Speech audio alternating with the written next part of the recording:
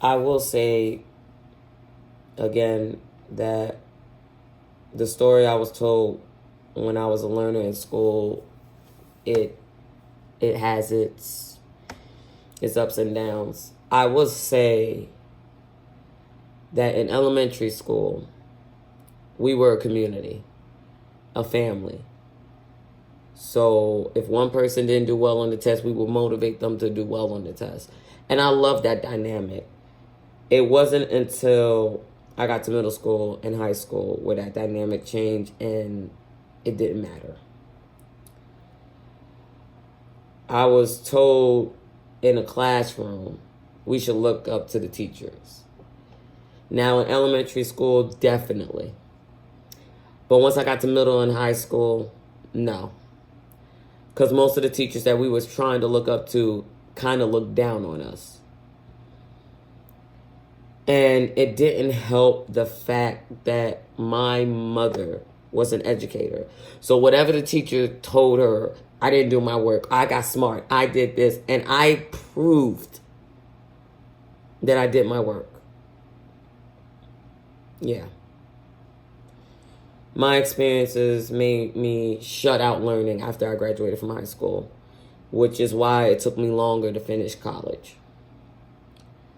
And when I was in school, we were taught to look down on, and this was middle school and high school, we were taught to look down on the janitors. We were taught to look down on security guards because they didn't know nothing. They didn't understand life. They didn't understand how important education was.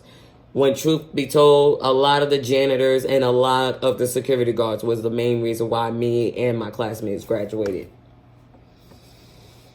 So the messages that I received in the classroom was horrible.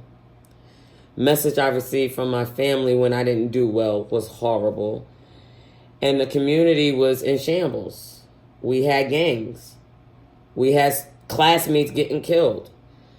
I still remember one of my classmates from 10th grade getting killed. And also another classmate of mine years later who was studying to be a history teacher gets killed. And this is why I decided to become a teacher. And it wasn't until I got to Wilmington University, my graduate school, where I saw teachers caring about what happens with the students. And it was my career counselor that said to me, you need to become a teacher.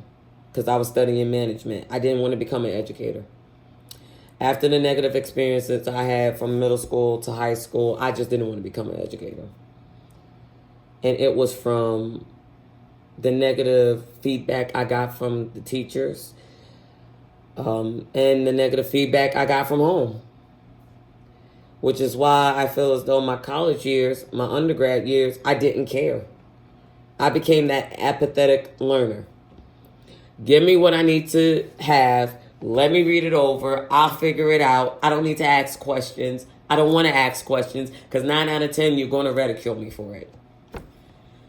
And hence why I still struggle with asking for help because this is the experiences I had. But it wasn't until I went to Wilmington and I pretty much had my resume to this career counselor and she read over my resume. And she told me to talk about my jobs. So I did work in retail for a good minute. And then I went into the school district that failed me as a paraprofessional.